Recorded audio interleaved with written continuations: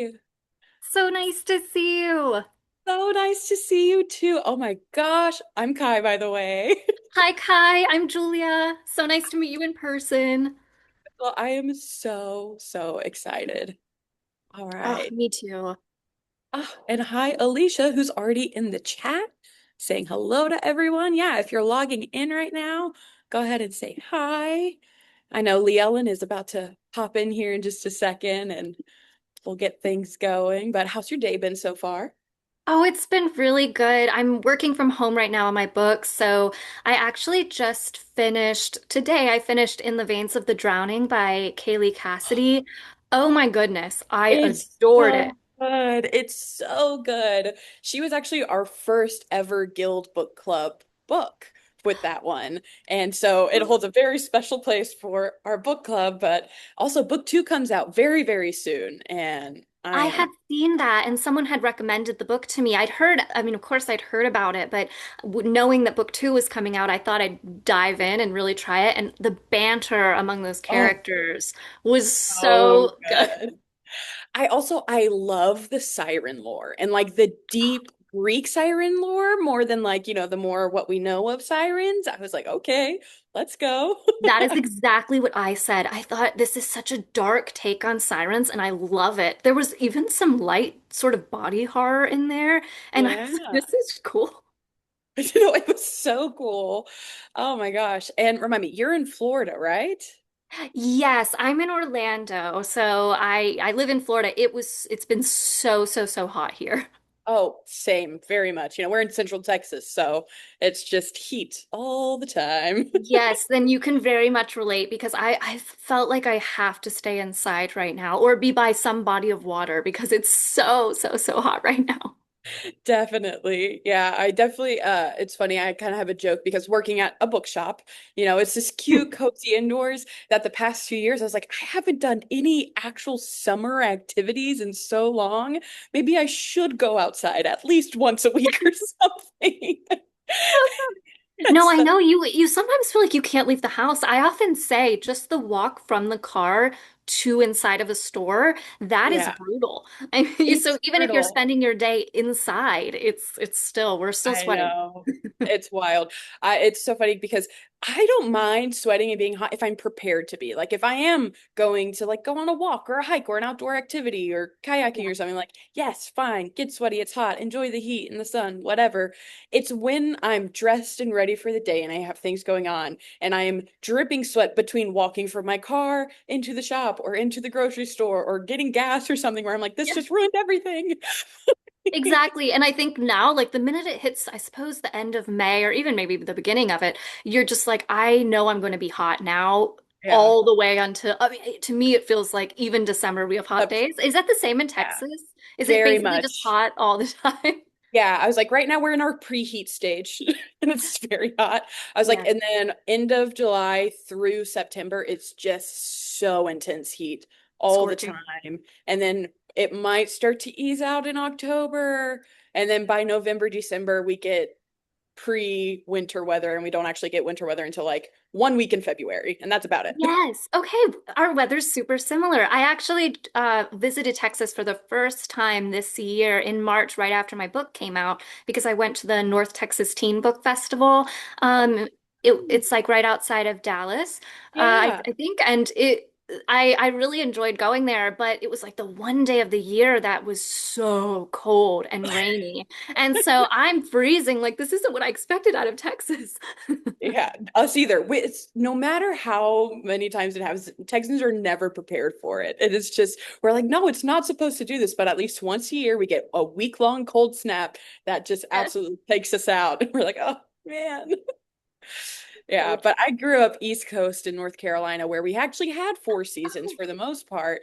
And so it was pretty funny kind of making the switch to Texas. I was like, why do I choose this? Like, Yeah, but exactly. No, I've never experienced the full season, so I've just lived without winter for my whole life.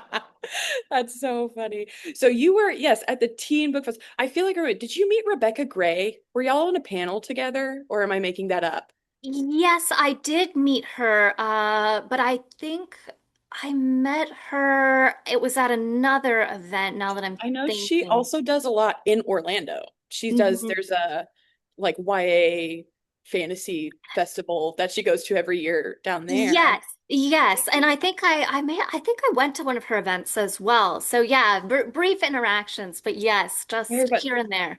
she's Waco's own, and she lives here and is a regular at our shop, which is super fun and a good Oh, I friend. love that. And we host all of her launches, but it's been so sweet to kind of watch her, YA author journey because Oh, uh what she self-published her book first, mhm. and she was a part of our local author book fair that we do every year. And then about a month after that is when it went crazy on Amazon, got picked up by publishers, got republished, and we're like, look at you go. That is such a fun journey to watch because yes, it's like it's just sort of, and you never know when that shift is sort of coming, but when it does, I mean, I'm sure that it just took her for a ride at that point because you never know what's gonna happen.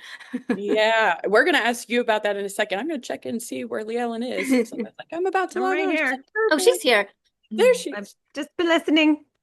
Just Can you listening. not What? hear me? I can't see you. Am I blind? There she No, no. is. I'm here. I've just been Hi, sitting Lee here Ellen. listening. Oh, my Hi, screen's Ellen. not wide enough. Hi. Sorry, Lee Ellen. I was like, where is she? Just listening to you talk about the weather. My screen's not wide enough. How's your weather, 30 minutes away from me? It's fabulous out here. I mean, I live on a farm, so we have lovely cool breezes all the time. So I feel like sometimes I feel like I'm in a different, whole area than all of Waco, even though I'm only 30 minutes away. We don't have the stifling heat here. So, and I have a Oh, pool, so if it's hot, I just jump in the pool. It's not that bad. so you can escape. I can. I've always lived near water, so, Mm. there's either a lake or an ocean or a pool. So as long as I'm wet. Yeah. Fair It's enough. nice to meet you too, Leellen. I'm glad Thank to meet you. both of you. Thanks for being here. We appreciate your time. Thank you. I So fun. apologize ahead of time if you hear someone screaming in the background, but this happens to be going on at the exact same time as the USA World Cup match, and I have sons. So there's That is okay. I made them go outside, but they're loud. So if you hear goal, there's a reason. I love that. So fun. Awesome. Well, I think it's good to officially get started. So, Lee Ellen, do you want to kick us off with our intro and housekeeping?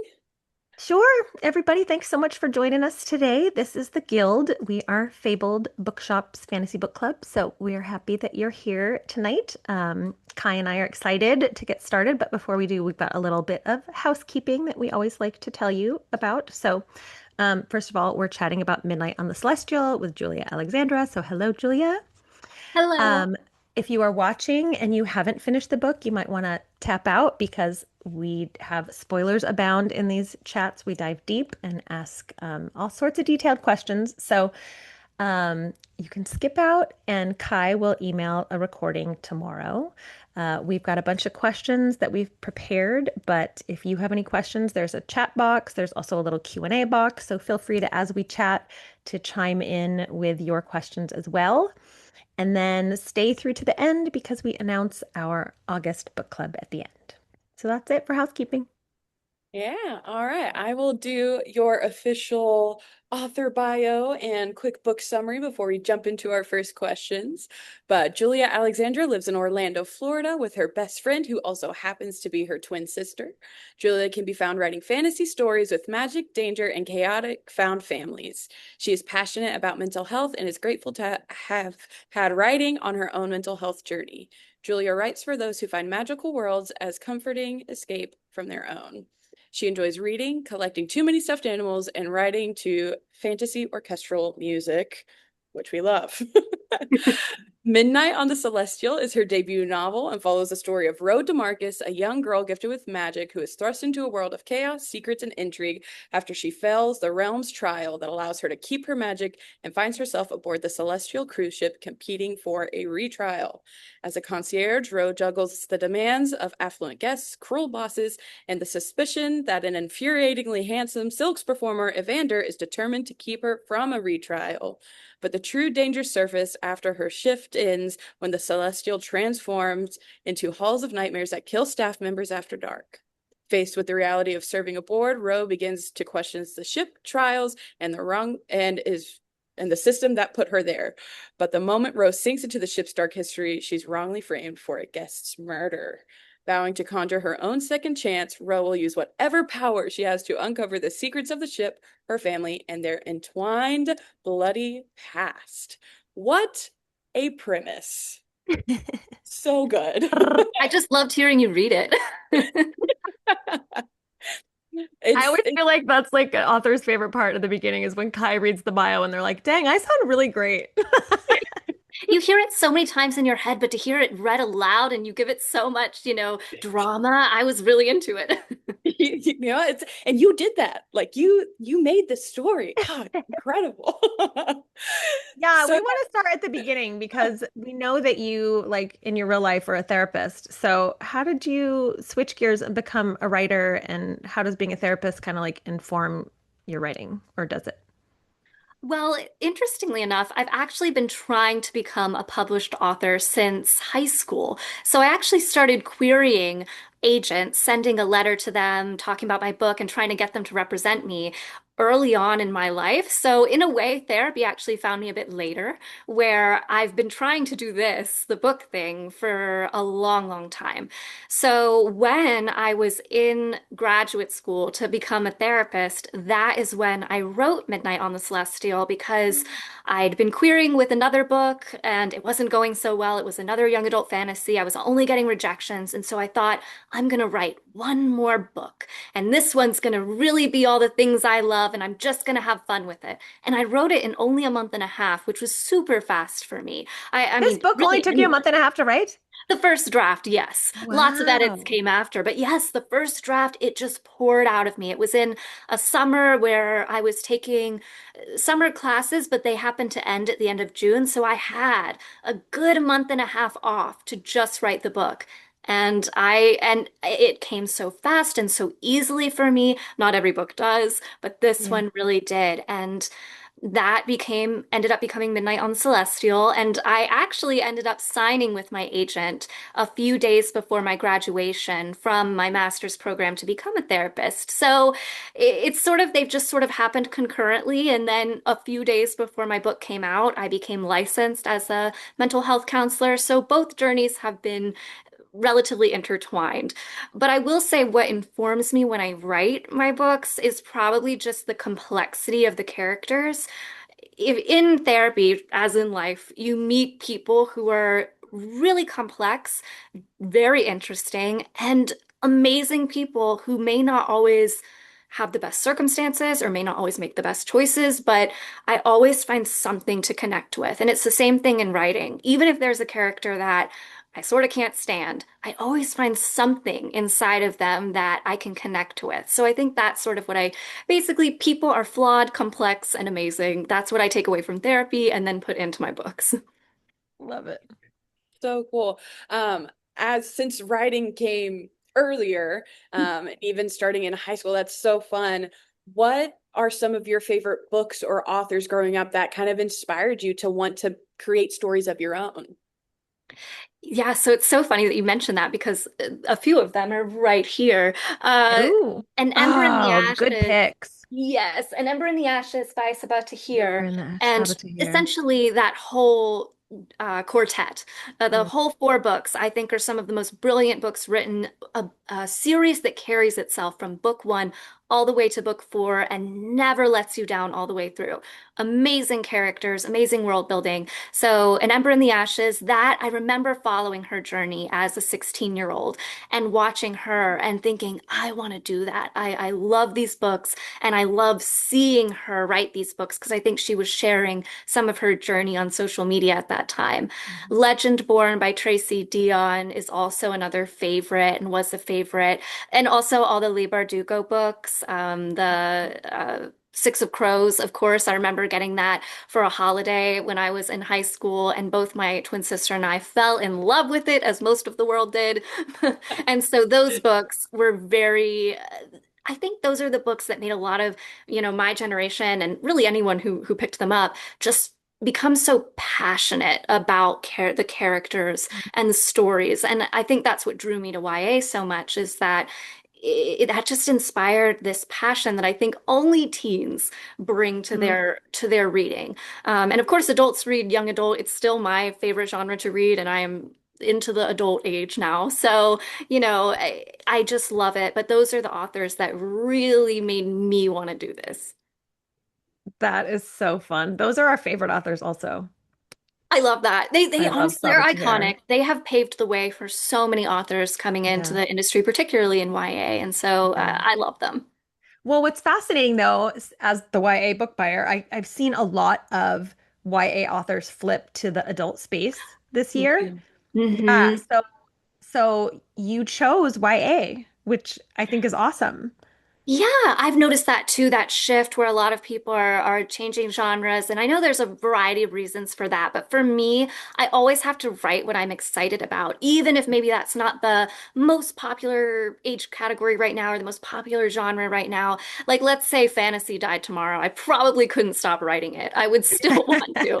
So I just have to write what I'm passionate about. And there's something for me that's really special about young adult. And I think a lot of it's the Mhm. readers. The readers, they're so excited, they're so passionate, and they really form a connection with the Yeah. characters that I think while that happens in other age categories, it's really, really prevalent in YA. And I love the crossover appeal. I love that an adult can read YA and fall in love with it as much as a teen. One of my favorite things is when parents come up to me, and I've had this happen a few times, and tell me that they've read the book and love it and are reading it now with their teen, or that they Yeah. are reading it concurrently and like talking about it.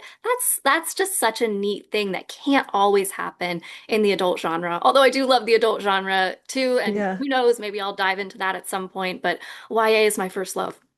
Oh, that's awesome. Because I know when you're that arc came across my desk and I was like, oh, it's a YA and it's a standalone. Like, Yes. thank you, baby Jesus. Because it is important for us to curate shelves that are appropriate for every age group. And so Yes. it gets harder and harder to do that in the YA space. And so when yours came across, I was so excited because there is a need for this, you know, genre and grouping of readers. So Well, I love hearing that. I love hearing just how excited you are when a new fun YA comes across yeah, your desk, but also just that it's filling that need because teens they still need books and they do. it's great that they have that sort of crossover where almost anyone can enjoy them. Hmm. So good. What would you say has been the most surprising thing for your personal publishing journey? Because you've been on it for quite a long time. But Yes. you finally got there. So what's been surprising? What are some like notes where you're just like, I'll never forget that, but we Yes. made it. Gosh, so many things. But I think when you ask the question, what immediately comes to mind is just how many times you reread your book before it becomes published. I know everyone knows that it takes a long time to get published, but I find that in my usual life outside of the book community, most people are really surprised to learn that it can take 2 years from the contract Yeah. to the actual publication. And that's just to the contract. Before that, you've probably edited it 1,000 times just to query it. And then my agent is very editorial, which I'm super grateful for. But that then led to more edits that I did with my agent before we went on submission to publishers. And then with my publisher, of course, you then do edits. And, there's multiple edits. There's a developmental edit where you're looking at the major things in the book. And then there's a copy edit where you're more looking at the fine-tuned grammar aspects of the book. And then there's past pages where you sort of read it again. So the amount of times you end up reading the book really, really shocked me. I knew I was going to read it a lot. I just didn't know I was going to read it that many times. So that definitely surprised me. I think the only other thing that really comes to mind is that you just don't know what you don't know. So a lot of people say, don't be afraid to ask questions. And I think a lot of us in who are authors can be quite anxious. So we're not afraid to ask questions. We just don't know what questions to ask. So I think that was my experience in the beginning where I didn't even know what questions to ask, but going through this experience as each new experience along the way has come up, I now know for next time, ooh, I'll maybe want to bring this up earlier, or maybe I'll ask more about how this process works so that I can, just improve upon it every time. The hope is always that you get to write something more. So I am Yeah. just always hopeful that I'll learn with every single book something new that I want to incorporate or do differently. So have you learned that you have a certain writing style now? Like are you really like someone who has like the crazy board behind you with like all the sticky notes and like arrows, or like you just like have it in your head and then you start typing? And are you like I need to be in a coffee shop with a million people, or I need to like be under my covers by myself? Okay, What's your perfect writing question. vibe? I'm very picky, so I'm glad you asked this. I cannot hear any noise really while I'm writing. No talking. So I can't really go to a coffee shop or a little restaurant unless I have noise canceling headphones. Because if I hear one conversation, maybe it is the therapist in me. I'm like, oh, what are they saying? I'm thinking, about what are they here for? What's their life like? And I really need to be focusing on the page. So. That's why I specify fantasy orchestral music as being a preference of mine. I love it, puts me in that mood, that sort of epic fantasy instrumental, but it doesn't have any words, so I don't find it distracting. So I tend to write mostly. I moved to a new apartment at the end of last year, and so now I have a little bit more space to write. But I used to, like Midnight on the Celestial, I just wrote in my bed beside all of my stuffed animals, and I had to have instrumental music, and that was it. That was me. But I will say, I do need an outline. I'm not someone that I can just immediately start writing. I outline pretty thoroughly, I would say, before I begin. And I use the guide from Save the Cat, which is a common sort of writing book that gives you an outline of how to write books. And they actually came out with a young adult version. I've read both the adult version and the YA version. But I wrote my initial books back in high school, and I think even the another one in college, I wrote without Save the Cat. But once I discovered Save the Cat, I realized I was already doing a lot of it, but it helped to have that very clear framework. And what's interesting about it is there's so many books that follow that format. So for anyone who thinks it's just a formula, it's like, well, actually, there's a great deal of books that have very different plots, very different styles and formats that you can still place into those corresponding beats. So I find it to be a great outline without being too restrictive for me. I know some people might find those kinds of outlines too restrictive and they prefer not to use them, but for me, it's a really helpful guideline, so I have less edits to do later. That's awesome. I love that you've like found a system and you know what works for you already. Yes. It took a while. Yeah. Well, Midnight on the Celestial is such a unique blend of fantasy, horror, mystery, romance. We've got a lot of genre bending going on, and it's in the YA space. What made you decide to genre bend as much as you did and include all of those elements from the get-go? I think that's a great point because I'll be honest, I didn't set out to have so many genres in the book. It wasn't purposeful. It wasn't like, ooh, I'm going to do this, this, and this. But as the book took shape, Mhm. and especially drawing on my inspiration for it, where I sometimes find that what we as humans find the most intriguing are the things that we're afraid of. So for me, sometimes the things I can't think about or I can't stop thinking about are things that make me feel scared. And in this case, death and cruise ships were things that I was afraid of. And the more I thought about that, the more I thought about this character who could, raise spirits of the dead. And for her, she was quite different from me. She really embraced death in a way where I was, afraid of it. She wasn't. It was something that she found quite beautiful, and she even sort of relished in the scarier parts of it. And I think too, she was able to see people who had passed on, and that was something that I'd always, hoped for. Like, okay, I hope that that's what death is like. So, and then with the cruise ships, I'm also happen to be afraid of cruise ships. And so that sort of lended itself to the horror elements. I always knew there was going to be magic, but I didn't necessarily know there was going to be horror in there. But then I thought, well, I'm kind of already afraid of these things. So what if I just took a cruise ship that actually really have no reason to be afraid of and put reasons to be afraid of inside of it? And so I did that, and I thought it was really fun. And then of course, murder aboard, and I thought, okay, well, there's this mystery element and the magic's in there. And then I like to take things that are fun on their surface. So, like a cruise ship, I know I'm afraid, but I can recognize it's fun. And I think it's fun on the surface. And then you add magic and you just make it even more incredible. Hmm. Yeah. I'm dying because I literally was telling Kai, I hate cruise ships. Like the thought of being like stuck in the middle of the ocean in like a Yes. enclosed place with a bunch of strangers is like my idea of hell. Like that's literally a nightmare. So I'm like, when I got your book, I'm like, someone gets me. Yes. No, absolutely. And people tell me that a lot. They're like, well, you must have gone on a lot of cruise ships. And I've Yes, been I'm on like, one. did you have like the worst cruise ship experience or you just know like you don't want to go on one? Nope, I was young, so I will say I didn't want to go, but I was sort of my family wanted to go, so I was going. And I got on, and you know what? It was fine. I had a good time. I wasn't really scared. I was only scared leading up to it. But since then, and especially as becoming an adult who's, able to choose which trips she goes on, I Right. have not chosen to go back. Didn't even have a bad experience. I'm like you, Leellen. The idea of being on this sort of closed space with other people and germs and I don't know. It scares me. However, I'm slowly coming around. I've had enough people now, kind of reach out and say how amazing it is. And I will say, even though I only went on one cruise to write this book, I watched a ton of cruise videos, Mhm. just to, experience it, feel like I was aboard. And also because when designing what I wanted to be on the cruise ship, I wanted to see what people actually had fun doing when they were on a cruise Yeah. ship. So I will say, I kind of want to go now. And so if I do, I will be bringing the book and taking pictures of it. Right. I feel like some cruise sponsor needs to like reach out to you now and be like, Julia, we heard you don't like cruises. We want to show you how great a cruise can be.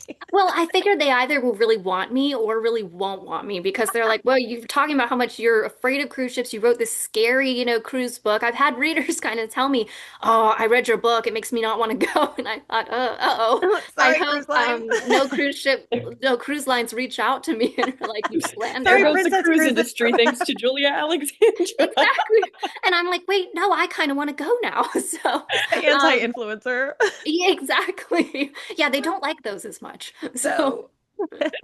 That's so funny. I have found myself a handful of times on Cruise Talk, like the cruise side of TikTok, where there are oh, just like so many epic cruise ship karaoke battles that exist, and I find that highly entertaining. Like karaoke that is its alone, own I would thing. probably go for that. Yeah.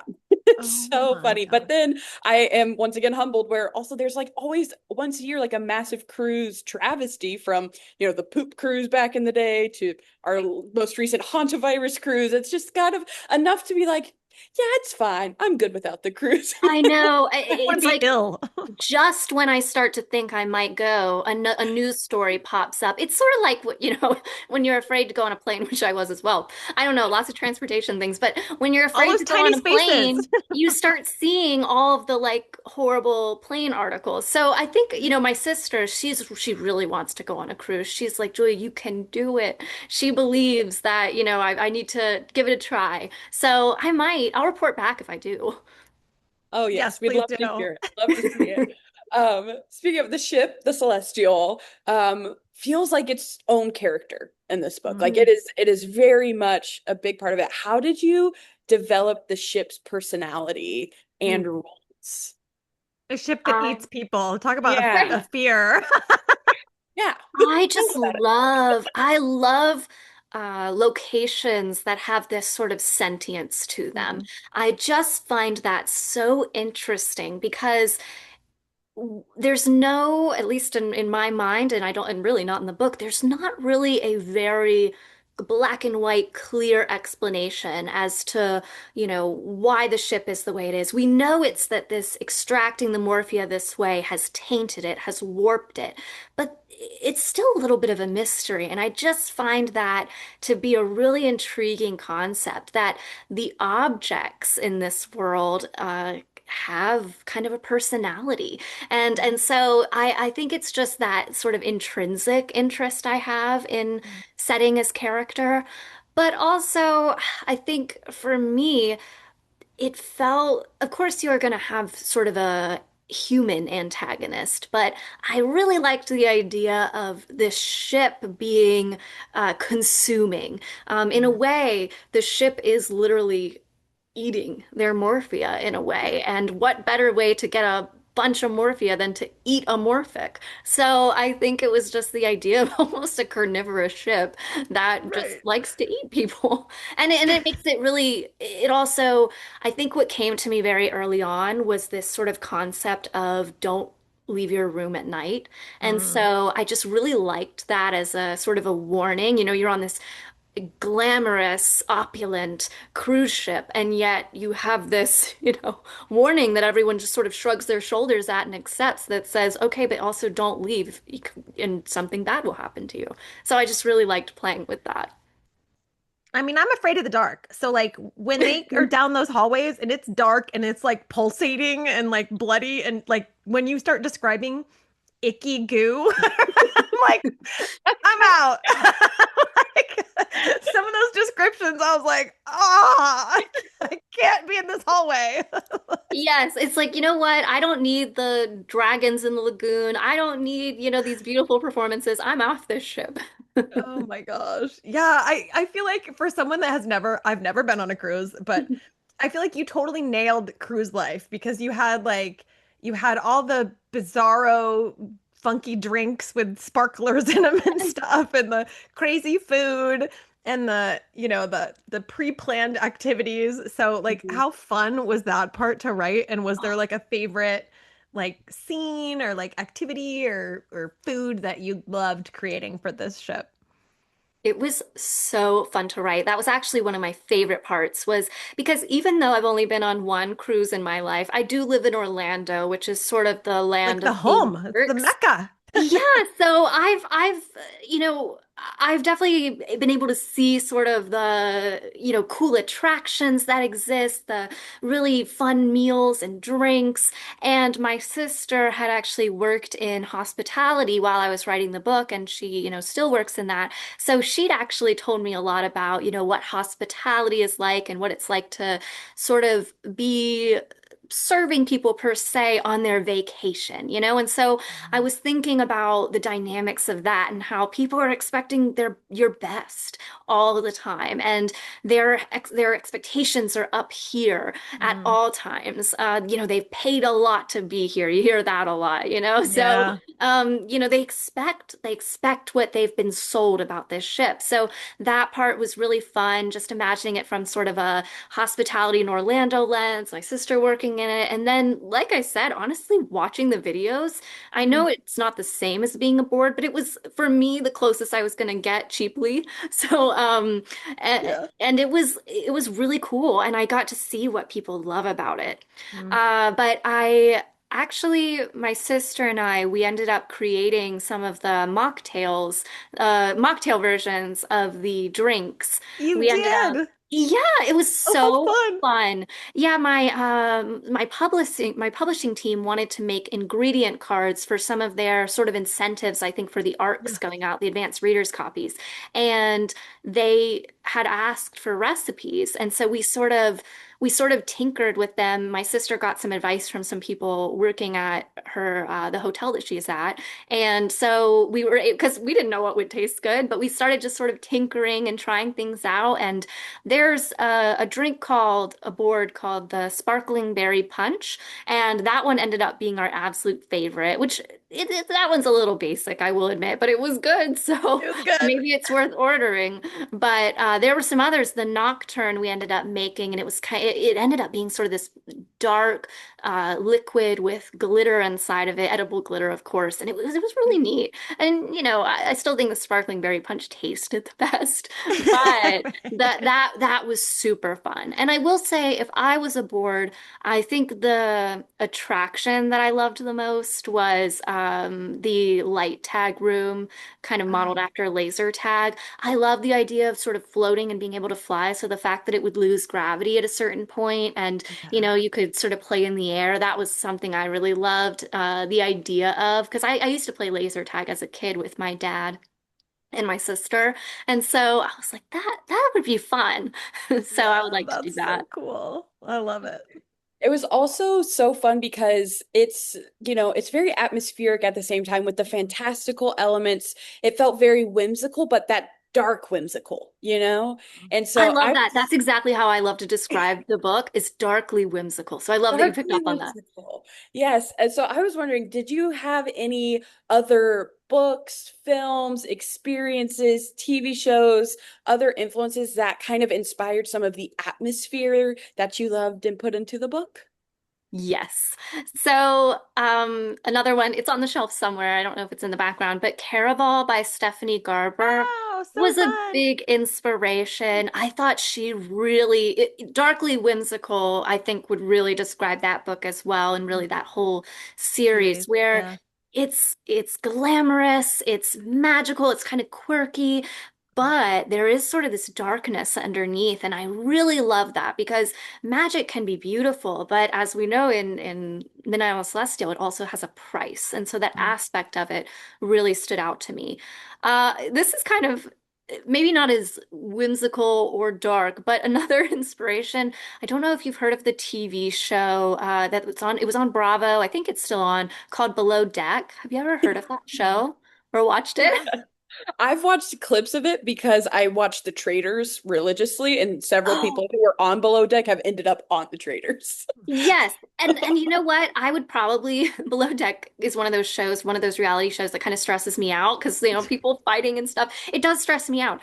But what I took away from when I would see the clips or watch an episode here or there, what I really took from that was it was about the crew life. Mm. So it was really neat that we got to see this really decadent, you know, yacht, but we were seeing how the crew would deal with often demanding guests, their relationships with each other. Now, for my book, I definitely wanted to focus more on supportive friendship relationships because I think that's not done as much. I think it's often like here's the mean, you know, person that you're up against, and we're all competing and we're mad at each other. But I really wanted to kind of show more of a supportive environment. The forces of evil were more outside of the staff members, but with that, I did use some inspiration from Below Deck because I just thought those guests are really demanding and they expect perfection. And that was something that I kind of took with me into the book. But yeah, Caraval for sure. There's also another really great sort of magical vacation book that's called Hotel Magnifique.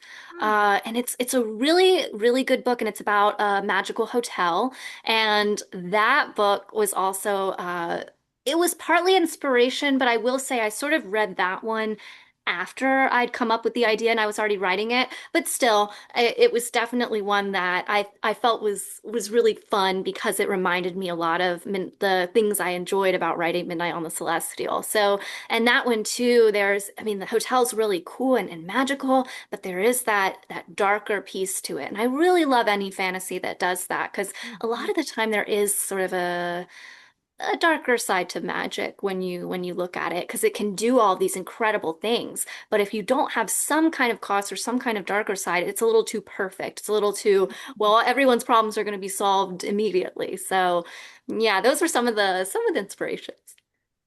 Well, let's talk about that a little bit because the cost of magic I thought was really fascinating in this book.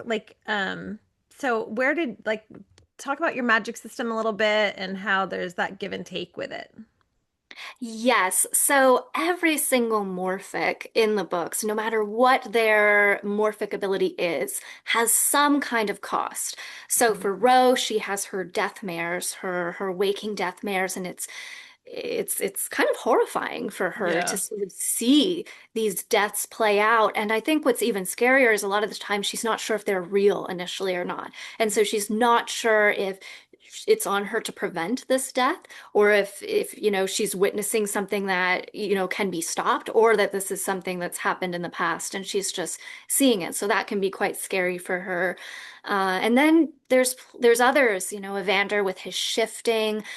He can shift, but it could break bone. It could break some part of his body to do that. He later talks about how it's not the same as a usual break. He feels like it's these costs are meant to they aren't quite as limiting as I think the non-morphics want morphics to believe. I mean, again, we have a lot of things that I think she compares it to, like, you can eat a lot of sweets and get a stomach ache at some point, but that itself, that's not going to kill you. I mean, sure, it's It's like probably a a deterrent. consequence. Yeah. Exactly. It's a consequence. So I think the non-morphics really wanted to overemphasize this consequence to make morphics think they were weaker than they were. But Right. it was just important to me that everything that someone did was going to have some kind of repercussion for them. Mhm. Even for Isla, she's cooking and enhancing the food. I love the idea of being able to taste memories in our food, but the fact Me that then too. she I can't love taste that. anything. For a chef, that's like, well, what am I doing? So Yeah. exactly, it was almost like these specific consequences that were uniquely challenging for them that would present a struggle for them. It was so creative. Thank you. Yeah. I was so intrigued by the magic system and also the system in your world that they had to have a trial and someone Mhm. else had to decide for them if their magic was safe enough.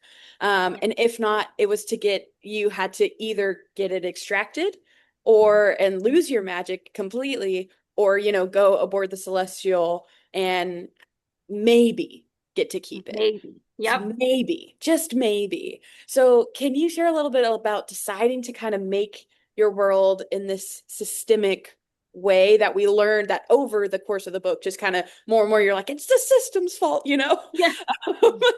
You're like, the monster isn't just a ship, it's the system. So, Yes. can you share a little bit about The that? monster's been with us all along. Yes, Yeah. well, honestly, there are just so many systems in our world today that I think don't serve us the way that they were meant to. And in in Tamarinth, I believe it could have started with a good intention of, we don't want, we want to have some kind of check and balance on this power. People are born with magic. We probably need to find a way to make sure that this magic isn't used to harm other people. But I think something that is focused on as we start to learn more in this book is that this world goes straight to punishment when what could really be more beneficial is rehabilitation or help. So rather than helping Morphix figure out how to, uh-oh, this is a little bit outside of my control, I wonder how we can help Morphix learn to master their own power a bit better. How can we help them use it? It's more like, okay, we're immediately going to take this before you become a problem. And so I think it's a good mirror for things that happen in our world today where sometimes the best thing we can do for people is help help them make a better life or have a better situation rather than let's just punish and lock someone away or take something away. So I think for me that was something that I hoped, and I think what Roe believed initially was, well, these things aboard are not good, but it's for people who deserve it. But the truth is, who's deciding they deserve it? It's being decided at 18 years old. It's being decided by people who don't know you and don't know anything else about you but what you perform on that one day. So it just was a very unfair system. And, again, I love when books sort of it makes you think a little bit about the real world and about real systemic challenges that, we face and that makes you, because again, the whole thing about this book is that it's teens that rise up and sort of start questioning and pushing back. And I think there's something really cool about that it's the teenagers of our world and the next generation that can look at something and not only say it's wrong, but also say, let's do something about it. So that was sort of in the back of my mind while I was writing the book.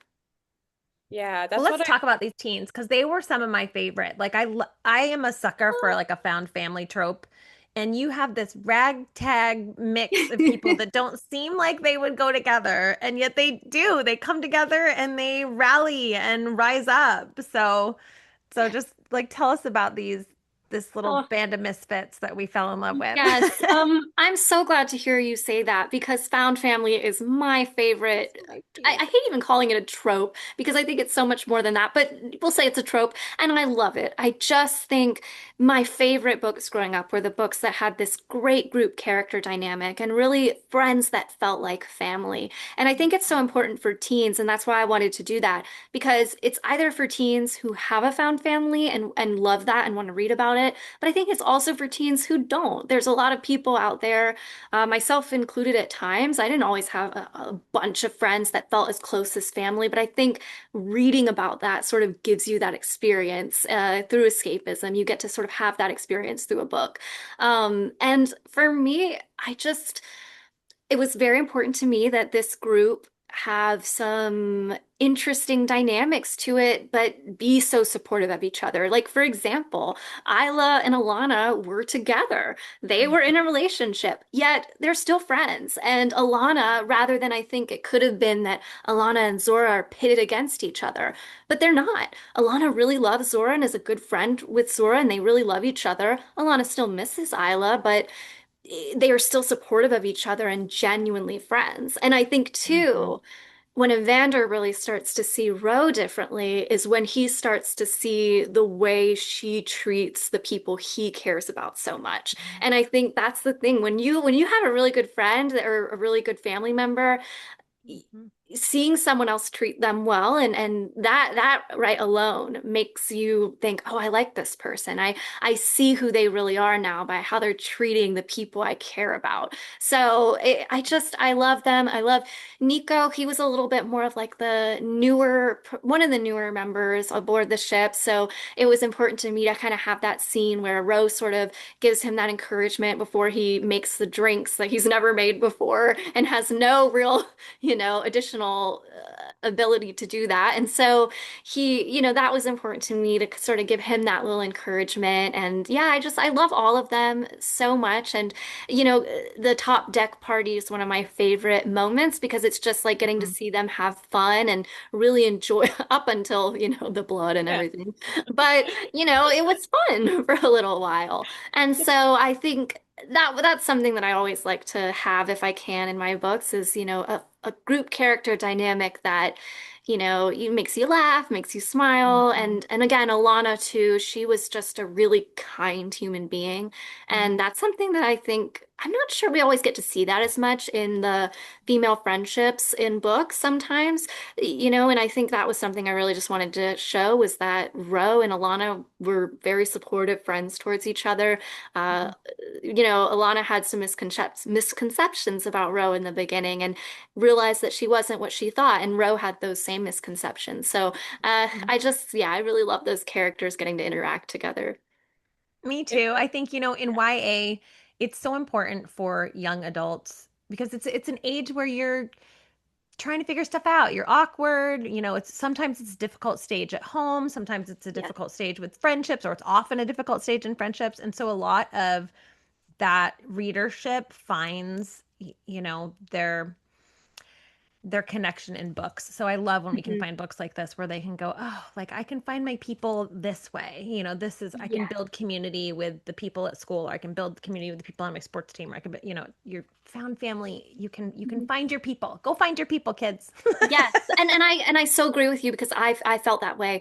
What got me through a lot of stressful situations were the characters from books and Yeah. just escaping into them or even thinking what would they do in these situations. And so even if you're maybe in a situation where you don't have that in your real life, for a little Mhm. while until you do find your people, you can have them in books. And especially, Yeah. other people who love those books could even become, part of that found family that you build. So I very much agree with you on that. Yeah, and it's so fun too because when you do finally find your people and you are reading these moments in books, you are so aware that it is the people in your life, those friends that you made along the way that make the hard and crazy and dark things funny and light, and you're continuing to move on, and you're able to joke about how terrible that person that you had to like, do that thing for together with, like, you have that camaraderie, and it's so fun, and it brings a lot of levity into the story because you have so many kind of like Mhm. darker pulses and beats, and like, because like genuinely in between attacks they're like having a little party and you're just like, and you're still as a reader like aware like this ship is eating you like, so Right, exactly. It's like you so know this, funny. and yet. And I think that's very true for teens. They know that there are so many dangers in the world, and yet, there's only so many that you can actively prevent. So it is one of those things where it's like you have to live your life to the fullest as safely as possible. But, these characters too, I think, it's interesting how they have to, because they're on this ship for supposedly 4 years if they even get their trial. But that's 4 years of their life that they have to make the most of. So I think for them having that group of people, like you said, when you have a horrible day or when that guest was super horrible to you, you can go to your friends and say, "Oh my goodness, I cannot believe they just did that." So I think it does add a little bit of levity to difficult situations. Yeah, I especially love just over the course of the book, Roe and Evander. They have a wonderful, tense dynamic and a little bit of a rivals to lovers moment. What was it like writing them and writing their story together? And especially as, yeah, you see Evander start to change his mind about Roe, and Roe recognize that Evander is changing his mind. Yes. So Rowan and Vander were so much fun for me because I loved them so much as individuals that just bringing them together just was even more exciting for me because I think Ro, Evander expected Ro to be one way, and in some ways he was right. She was spoiled, she was privileged, but she was also a kind person. That those two things were not mutually exclusive. She was a kind person, and I think what he respected about her and began to really respect about her was that when he told her these things that he knew were true and she didn't say, "You're a liar, I don't believe you." She opened her eyes and she was open to seeing it and to reconceiving things she'd been taught about since birth, things that were a part of her very important family legacy. She was like, I don't want this if it's wrong. I don't want this to be my legacy. Where I think some people might try desperately to hold on to that. So I think that shifted his mindset about her. But I also think there's something about Evander that for Roe, seeing him on those silks, seeing him perform, while his morphia was important to him, he was so much more than that. And so I think for her, it was as important as my morphia is, I'm more than that too. And again, she saw the beauty in it, but some people kind of made her think it wasn't beautiful. She was very torn. She knew she liked it and thought it was a beautiful kind of magic, but the world doesn't. The world thinks it's scary, so maybe they're right. But I think she and Evander sort of help each other see that they were both doing the best they could with the situations they had. I mean, he felt a lot of guilt for the role he played in his mother's morphia extraction. So there was a part of him that believed anything that happened to him aboard this ship was, repayment for that, that he didn't necessarily even deserve to get his retrial at times. But I think, Roe and him have a really in-depth conversation about personal responsibility. And, I mean, again, who's really at fault here? The system. That's what's really at fault here, not the young boy who did made a mistake with his morphine. And I think that's something I really love about Evander is that he took what he learned about the ship and about morphia, and Roe eventually does too. And he says, let's teach people to use this rather than just sending them out on their own and expecting them to figure it out. He really took that situation he was in and thought, if I wasn't just punished immediately, if my mother wasn't just punished immediately, what could that have looked like? We could have been taught, we could have learned. And for Ro, that's something that she ends up gravitating toward as well is what can this new Damarcus legacy be? It can be the school, it can be teaching Morphics to use their morphia over time. So I think they really just brought out the best in each other. And then, of course, just romantic aerial silk scenes are fun. So that's true. Yeah, there was a scene in I was just thinking back to your other question in The Greatest Showman, the movie that came out a few years ago. Yes. That And was there was sort of very an aerial art scene, and Yes. that scene is always sort of playing in my mind, especially the music in that part whenever they're having those scenes. I was so curious about the aerial art. Like I was Oh yeah, like, did you go to like Vegas and see one of their Cirque du Soleil acts or like because that's it's so such a good cool. Did you question take a class? because Like I know there's classes you can take where you like learn how to like so anyways, it was I had these great visuals in my head, but I'm so curious to know about how you like because that was a choice to make to have that be in this book. So yeah, you set me up perfectly for this one, but I did take an aerial silks class. I oh, signed you up for 2 months of aerial silks wow. classes because, again, I looked up a lot online, I watched videos, I read articles, but I mean, I'm in Orlando. There's a lot of, things you can do here. So I thought, okay, let me give this a try. It was so How strong hard. are your abs now? Oh, Because it is so intense. Like they make it look all graceful, it but it is a is like, pain oh, unlike any other pain I've felt. It uses every muscle in your body. I even got a cramp in my neck. I Oh mean, my God. I it was really, really hard. However, me and my beginner self was there with lots of people who were very experienced. And so sometimes when I was working on my skills, I would just look around and the Mm, beauty of aerial silks yeah. for people who've put in the work and practiced. It's incredible. So I was able to watch them for like probably more what Evander was doing, but I was able to try it out as probably Roe would feel it for the first time. And it's funny because I did go back to those scenes and I added more of her like muscles trembling and more sweat. I added Yeah. because I was sweating so much. I get this thing when like I'm exercising or like I start shaking, like Yeah. your muscles tremble. So yeah. I did stop after 2 months because it was really, really hard. It's so And hard. yeah, I just couldn't Yeah, do they make it it look anymore. all fluid and like beautiful, but it's so hard. It's so hard. And I will say, like, there was a part of me that was like, oh, maybe I should keep going because I want to be like these other people. But I think for me, for now, it was just to give it a try and to have it be more authentic in the book. But yeah, I did try it and it was fun. And yeah, if Mm. anyone else tries it after watching this, let me know. Oh my gosh. Yeah, no, you would not catch. I'm someone that's like that. If why am I in the air with nothing that I trust to catch me? That no, I don't need that. I also No. rock climbing stresses me out. People who do the Oh, bouldering, what? No, yeah. like Maybe I'll put that in the next one. The rock climb. Just- I used to do gymnastics actually, so I sort of thought like maybe I'd have like leftover ability. I didn't, but it would I thought it transfer. would be easier.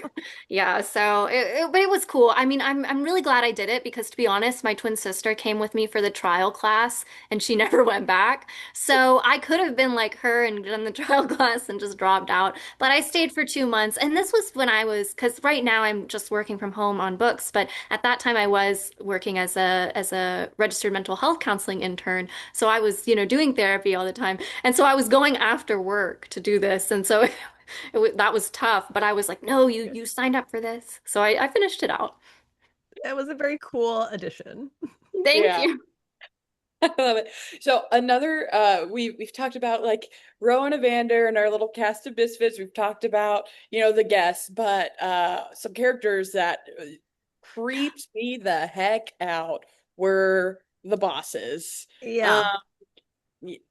I just the entire time all I could picture were like these like zombies, like literal Yeah. zombies that I just oh Rotting Yeah, flesh. their fingers. Yeah, no, I think the bosses were again another sort of complex area for me where they of course are inflicting these horrific punishments. They've disfigured themselves to stay attached to this morphia, but at the same time, having it extracted, there is this pull to it. It's supposed to be inside you. It's not supposed to be extracted. So I did have some, feeling bad for them as well. But of course, as things often do, some of them took that power and used it to then inflict even more hurt on the other people, and especially, Mm. Charmaine. So, yes, they were definitely creepy. I mean, I was thinking a lot about Rose's initial experience of donating her morphia for the first time, like what she was thinking in that moment of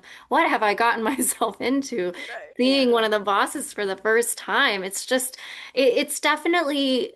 I just love in this book, what I love about is the juxtaposition of like this glorious cruise ship and the glamour and the glitz and there's a gift shop. And yet you also have these like almost like kind of zombie bosses walking around, and they're the ones enforcing things and making people feel safe. And so that's a little odd when you really think about it. Mm-hmm. Yeah, Um, not super okay, I want to glamorous. dive in. But I want to I mean we can't not talk to you about the big aha reveals. That's the So, best thing about, a spoiler chat. We can do it. right, the spoiler chat. So I'm like, we can't, we have to talk about those. So the brother, I mean, the whole Yes. time, right? So Late. did you know this like when you started? Did you know the brother did like, Yes, when I started, I will say I'm not always able to plan all of those sorts of things ahead of time. Some of them I do find as I'm writing, but Lath was always planned because, again, he's such a pivotal right? memory for Roe, and again, her And like how she power. thinks above her magic. Like she thinks her magic is Yeah. broken because she's like, I can't pull him. Like there's something wrong because I can't pull him from the dead. Oh, there's a Yes, reason why. which is just a special kind of cruelty on the part of her father to Yeah. not Yeah. only, destroy their entire family, and that, I mean, that loss is a loss of a sense of safety as well. Like, Yeah. you're never the same after that. But to also make her think that her magic's essentially broken and Yeah. not able to deliver what she wants most in the whole world, which is just to be able to talk to her brother again. So Right. that to me The for double whammy. double whammy, exactly. And honestly, that to me was like the only way you were really going to grasp the depth of Syrian DeMarcus, her father's deception, was to make it so personal for her. Because Mm, it's one thing to descend into that prison and see what generations of DeMarcuses have decided is worthwhile for right. this maybe war one day. But to see it done to her own brother by her father, that's just a whole other level. It was a whole Yeah. other I level. mean, let's talk about her dad for a second. Yeah. Me personally, as a reader, what as I was thinking and that was going on, reading along, I was like, like something's up with him, but I don't know like how he's involved yet. And then boom, he is the problem. Like he's Yeah. the whole entire problem. Yeah. I kept He waiting has for him been to be like poisoned. redeemed and then he got worse. I No, yeah, was like, he's even worse than I thought. You're like he is waiting for the redemption poisoning arc, her. and then you're like, no. He's really No. worse. No, part of me was like, is it just the passive? Like, it's just been this way forever. So I'm just this Mhm. passive person. It's like, oh, not only have I known what's going on, I'm actively making it worse on the side, poisoning you in the I'm process, blocking poisoning your you. He poisoned magic, his own stolen daughter. your brother, turned on your mom and sister, who actually found me out, and thank goodness. But Thank like, goodness. it is so, and Mhm. the scene where they walk into the house after they've escaped the ship, Mm, are walking into the house and she's waiting for this moment with her dad. Like that's her Yeah. dad, yeah. She's waiting Mhm. for this moment and he's just Yeah, Mhm. she's like, why isn't he saying anything? She's like, waiting. What's he yeah. gonna say? Um insane. And I loved it. Tell Yeah, me it's so funny because he is. And I always say when it comes to surprises in books, I'm always okay if you wonder.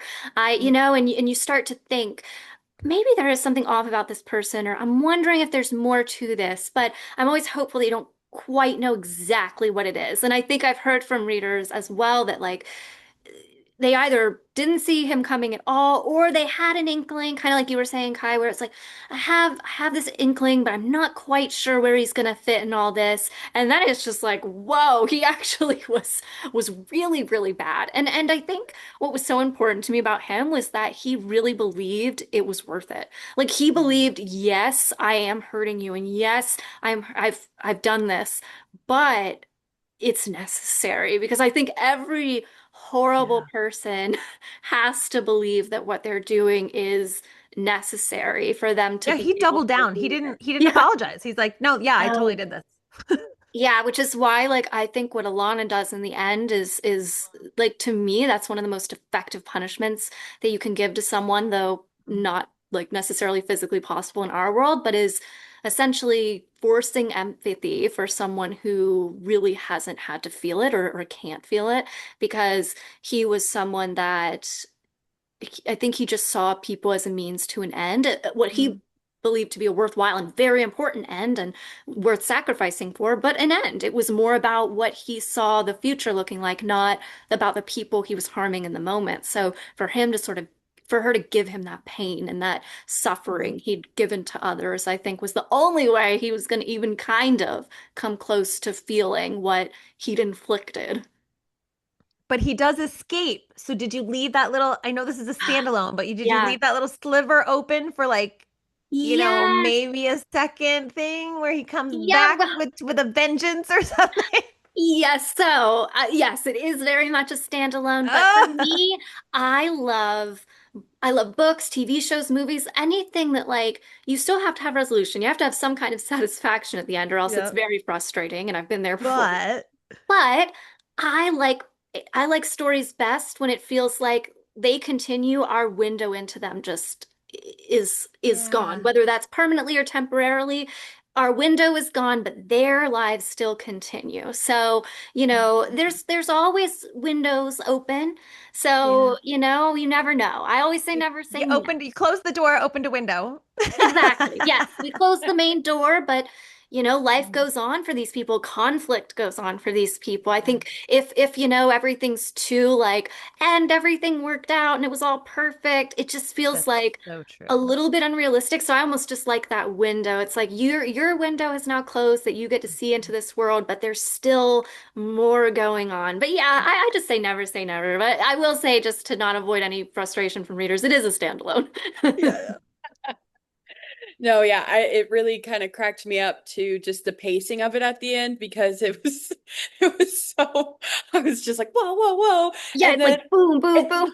boom boom boom and then I was like but how are we gonna get a school so I loved the epilogue because I feel like you did Yeah. do a really great job like kind of tying the reader's understanding of what we wanted to happen with a good Yeah. bow but Yeah. yeah, it did make me question. I was like, there is opportunity for her to revisit these characters in the story, so Always I'm leave okay with opportunity.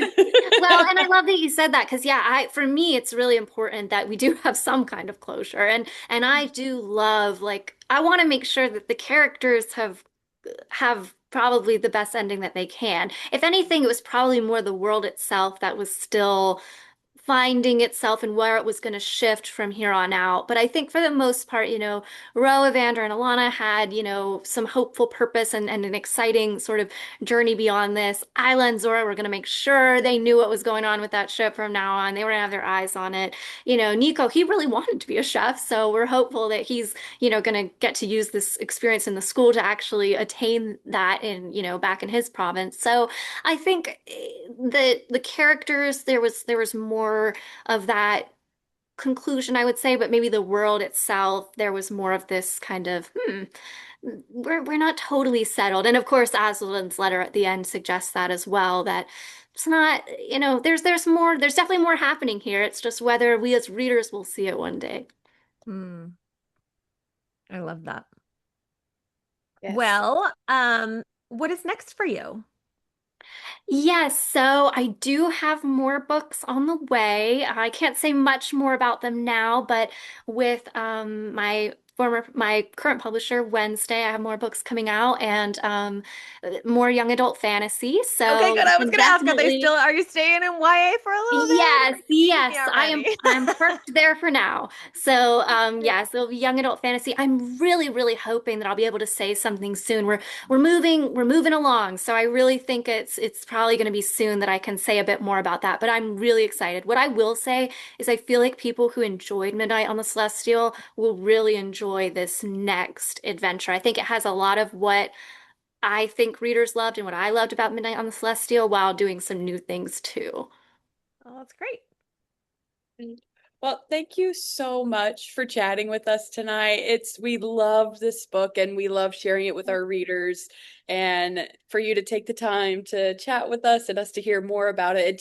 I get so excited after I hear from the author themselves about like their thoughts, their takes, how they did it, because it just makes it so much more real and more fun. So thank you so much. Oh, thank you. Well, I just loved both of your such genuine excitement I felt from you about this book, and your knowledge of it honestly rivaled my own. Like both of you were, giving these sort of perfect summaries, and I was like, I wish I had you all the time to, talk about this.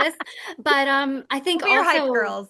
yeah, you really are. And I will say too, this is probably my first time really getting to have an in-depth conversation with any readers about, with spoilers. So Yeah. this is just so exciting for me and so fun. And I hope the readers in your book club enjoyed it, or even if they didn't had some feelings about it. So I'm glad. Yeah, it's our favorite thing too, because I do feel like once you read the book, then it just helps you connect on an even deeper level. So, Yes. Oh, thank you so much, Alicia. I saw your comment. yeah, Oh, that's thank so you, fun. critique. Yay, you're getting some love. Yes, I love that. Oh, it's so wonderful. Again, you guys know now how long, it's taken me to get here and, Yeah, since high school. So this is just really, really fun and really surreal. Thank you. love it. Well, thanks for being here and look us up when you get ready to do your next one. Yes, Yeah. I absolutely will. Thank you both so much. Thanks. Have a good night. You too. Bye-bye. Bye. All right, my dear. Do we All want to right. announce what's next? Let's Do do we have it. time? Oh, yes, let's do it. I am ecstatic I because know. I love this. I mean, I read it like 6 months ago, and it's funny because no, I brought my copy, but then I realized no one's going to understand what my copy is because it's like such an old arc that it doesn't even have like the picture on the front. So I don't know if yes. you have an arc that actually has the picture. I was like, it's not in my office because it's in my So home, this but pretty thing that you can't really tell, but we are going to read Seek the Traitor's Son next by Veronica Roth. She is going to join us for this discussion, so we're blown away because that's the coolest thing ever. This is a middle book school that me is I freaking out. loved as soon as I read it. It is, dystopian, it's fast-paced, it's post-apocalyptic, it's got action and fantasy and all the things we love. Um, Beautiful it's a romance. story about Yeah. two rivals, and there's a prophecy. And so you don't know what's going to happen. You don't know which person the prophecy applies to. And so it's got all the things, great world building, great cast of characters. So, Yes, it's so yummy. We'll be meeting her on Wednesday, August 5th. She does have like a 45-minute hard stop, so Leellen and I are oh gonna my do gosh, how our are we going to? we're gonna do our very best to be as concise and amazing as possible to No get chatting. We'll be like, answered. and question, and question, Good and question, and question. poor Because woman also is I going to have be so many peppered. questions about this book. It's so good. I also read it about probably 2 months ago, and I'm so excited to like go and re-listen to the audio. Uh, Yeah, that's always fun. Well, and that's what I did with this one. I ended up, because I read this book like 6 months ago, so I ended up doing the yeah, audio, and I love the audio. yes. Oh my gosh. But and it's one when I finished it, I was like, "Oh, I'm ready to reread it." And then Mhm. shortly after that, I got the email because we Veronica Ross, she's a huge author, and we send I out these know. pitches, and a lot of the times we just expect to not hear back. And I am She's just like the reason I became a fantasy reader 100 years ago. seriously, I was like, I like middle school me is losing my mind. Yeah, she's the So goat. We get to uh talk to the goat. if a month from today you want to see Leellen and I crashing out on screen with Veronica Roth, we will be here. We'll be here. We'll be like this. That is Exactly. happening right now.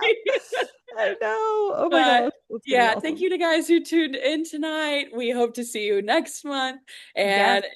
And we're wishing you a happy rest of July until we Yes. see you then. Woo-hoo. We'll see you in August. All right. Bye, friends. Thanks, Kai. Bye, everybody.